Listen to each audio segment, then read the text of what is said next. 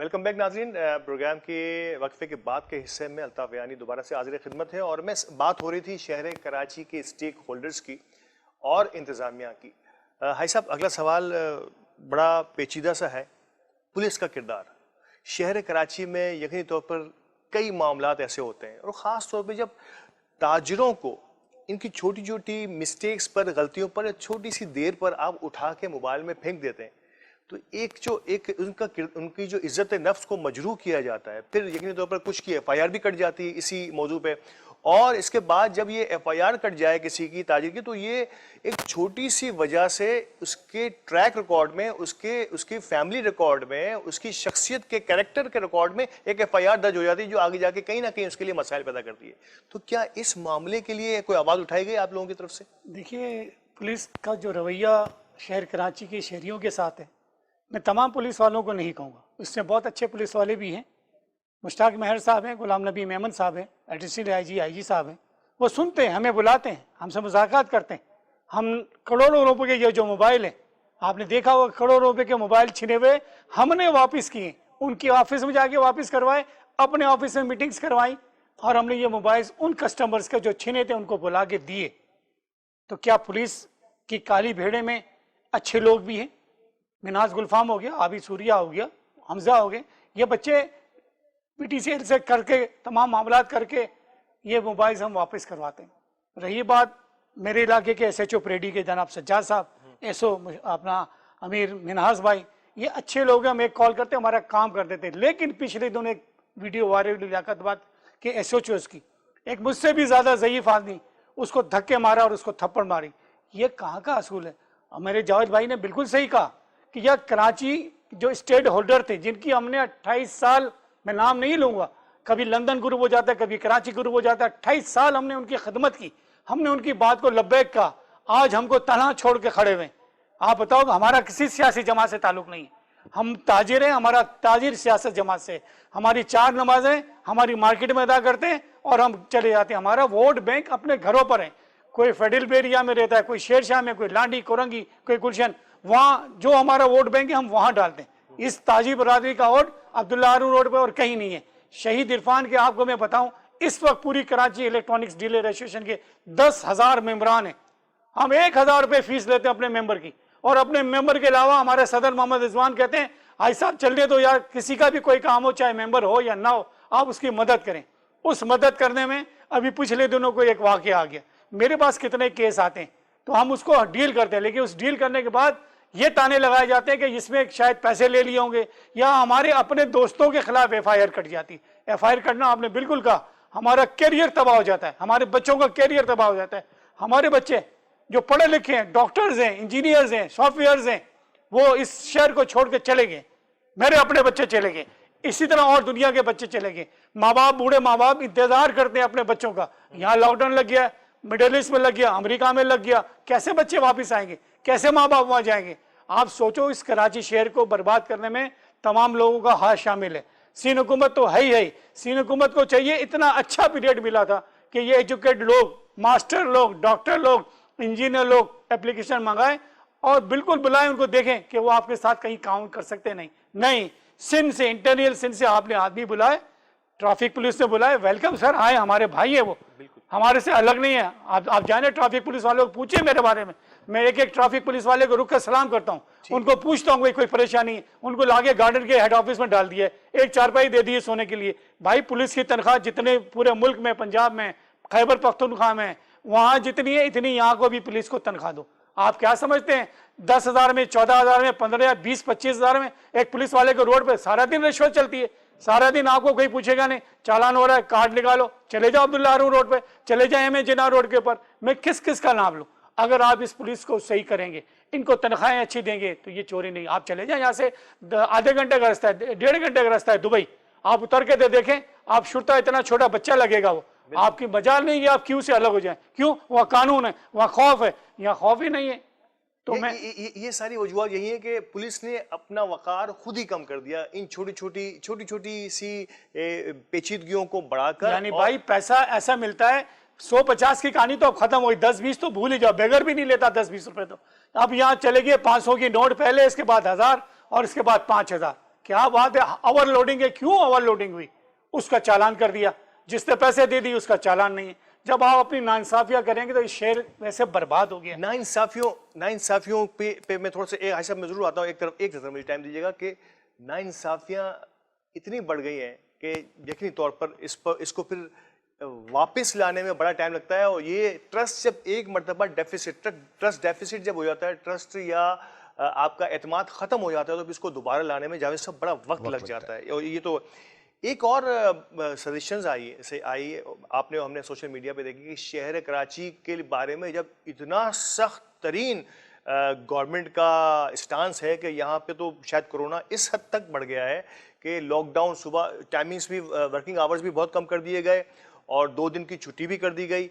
तो क्या शहर कराची में इमरजेंसी नाफिज करके इसको आफत ज़दा करार देकर क्या ताजिर बरादरी ने कोई ऐसी सजेशन भी दी है कि फिर इस पर वो तमाम टैक्सेस जो अब तक लगते रहे हैं, कराची तो एक तरह से हब रहा है मईशत का, तो क्या जब इस हद तक कराची में कोरोना है तो आप समझ सकते हैं कि यहाँ पे फिर कारोबारी सरगर्मियाँ मुअत्तल हो चुकी हैं। जब मुअत्तल हो गई हैं तो टैक्स कहाँ से देगा ताजिर? तो आप समझते हैं कि टैक्सेस के मामले में इमरजेंसी या आफत ज़दा करार दे के जो है कराची को टैक्स फ्री कर दिया जाए आइंदा कुछ सालों के लिए? मैं आपकी बात समझ गया हूँ अल्ताफ भाई। मैं आपको बताऊँ, कराची से मैं पहले भी कह चुका हूँ, मैं दोबारा कह रहा हूँ कि किसी किस्म का बदला लिया जा रहा है, सारा कारोबार यहाँ से जा रहा है। हाजी साहब ने जैसे कहा कुछ साल पहले हमारे कराची वालों में, जो हमारे कराची के ही हैं, उनकी वजह से हमारी इंडस्ट्री जितनी भी थी पंजाब चली गई, सारा कारोबार हमारा पंजाब चला गया। आज यही चाह रहे हैं, मैंने आपसे पहले अर्ज़ किया ना कि ये यहाँ शादी आप कोरोना है ना, सिर्फ कोरोना सिर्फ कराची सूबे में है, कराची ओनली फॉर कराची। और 2 दिन के लिए वो कहता है कि मैं बाहर निकलूंगा, बाकी 5 दिन नहीं निकलूंगा। यार थोड़ा कॉमन सेंस इस्तेमाल करिए हमारी गवर्नमेंट। पढ़े लिखे जाहिल हैं ये लोग, इनको एहसास करना चाहिए कि हम हवाम को कहाँ लेके जा रहे हैं। या तो आपका सोल्यूशन मुझे पसंद आया, या 2 महीने के लिए लगा देना लॉकडाउन, कंप्लीटली बंद कर दें, हमारे को पैसे दें, हमारी जो किराएदार हैं उन दुकानदारों को किराए दें, वो जो घर की जरूरत है वो फ्री दें, जैसे टैक्सीज वगैरह माफ करें। सर आज भी बिजली का बिल जो है वो 3 गुना आ रहा है, बिल्कुल काम है नहीं, बिजली देनी है, और इतनी बड़ी बदमाशी है कि आपने अगर बिल पे नहीं किया तो आपकी लाइन काट देंगे। और लॉकडाउन दोबारा शुरू हो गया कराची में। सारा मामला कराची के लिए। कराची के रोडों की हाल देखें, अगर किसी के पतरी फंसी हुई है उसको बैठा दो गाड़ी में, आगे जाके पतरी उसकी निकल जाएगी, ये हाल है। मोटरवे पे आए आप, मोटरवे देखें कैसा बनाया है, पंजाब देखें आप, दुबई बना हुआ है, क्यों? वो भी तो मुस्लिम पाकिस्तानी थे। हमारे लोगों को सिर्फ नोट कमाना है और कुछ भी नहीं है। मुझे शर्म आती है कि मैं सिंध का एक बेटा हूं। यार मेरी समझ में नहीं आती अल्ताफ भाई, ये कर क्या रहे हैं? तालीम बेड़ा गर्क, मेडिसिन गरीब आदमी कर ही नहीं सकता। यार एक दफा जहर दे दो भाई, हमें खत्म कर दो, ले जाओ लंदन वगैरह जो बनाना है आपको। ऐसा विफाक की बड़ी जिम्मेदारी होती है इस मौके पर कि जब शहर कराची इस तरह से दगरगू हालत में हो और कोई इसका पुरसान हाल ना हो। और एक और बात भी शायद आप ही ने ऑफ द रिकॉर्ड बताई मुझे कि छुट्टियों का तनासुब भी जो है, हम सिर्फ सियासी वजूहात की बिना पर हम छुट्टियों का भी तनासुब नहीं कर पाते कि अगर पंजाब सैटरडे को बंद है तो हम भी सैटरडे को बंद, सिंध भी सैटरडे को बंद हो जाए, सैटरडे संडे, ताकि एक दिन का वक्त मिल जाए। जुम्मा यहाँ बंद कर देते हैं, वहाँ पंजाब खुला होता है, हफ्ता वहाँ बंद होता है, यहाँ खुला होता है, तो 3 दिन का सिंध का नुकसान हो जाता है। तो आप क्या समझते हैं कि ये वही बात है कि जिस तरह से कराची की मुआशी सरगर्मियों को नुकसान पहुंचाया जा रहा है, ना अहली में, ना समझी में, या एक सोचे समझे मंसूबे के तहत? बात दरअसल अच्छा कि आपने वफाक का सवाल कर दिया, मेरे दिल में था। ये वफाक और सिंध की जंग है। वफाक की हुकूमत, अभी वजीर दाखिला शेख रशीद साहब हमारे चहीते हैं कि इस कराची ने उनको बहुत कुछ दिया। इस कराची ने, ये अपने आप को कहते हैं मेरे MQM के मैं दोस्त हूँ, कराची आए, रेंजर्स से मिले, किसी ताजिर बरादरी के नुमाइंदे से नहीं मिले। वफाक जो कहती है सिंध इसका उल्टा करती है, सिंध जो कहती है वफाक इसका उल्टा करता है। आपने तो खा 3 दिन कट जाते हैं।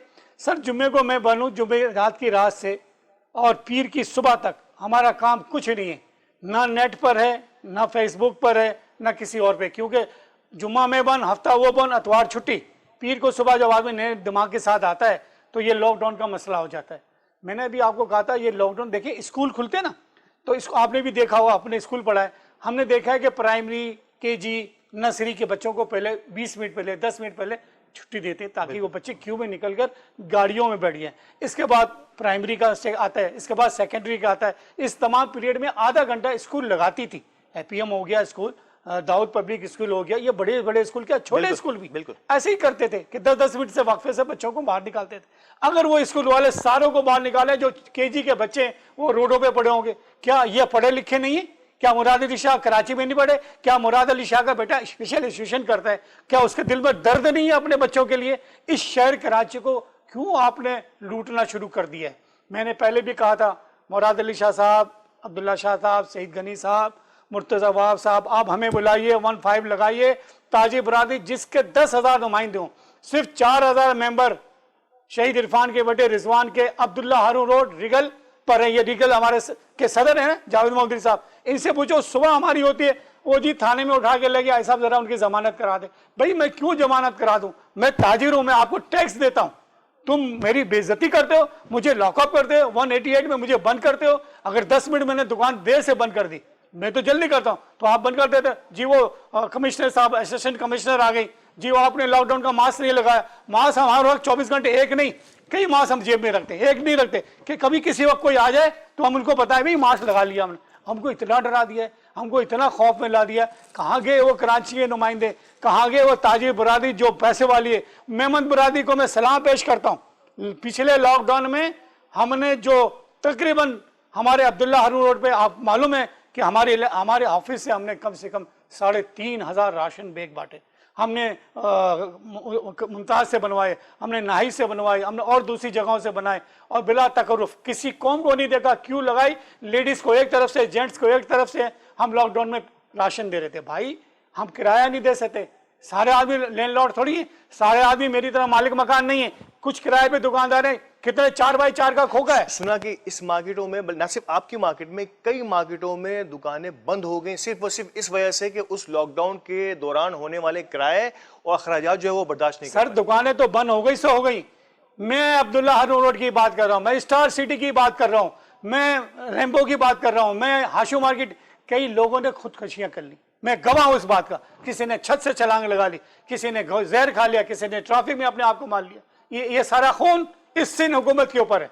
देखिए आज आप इख्तिदार में, आज आप इस कुर्सी का मजा ले रहे हैं, कल आपने उतर के जाना है उस कब्र में, 4x2 कब्र में जाना है, वहां तो हिसाब देना है। आप यहाँ वडेरे बने हुए, आप ये जावेद भाई ने सही कहा कि हमने भी देखा लाड़काना में जाके शादी हो रही, हमने शादी एसोसिएशन के सदर को बुलाया, रेस्टोरेंट को इसको बुलाया। यार रेस्टोरेंट से आप सोचो कितने लाख मुलाजिम वाबस्ता है।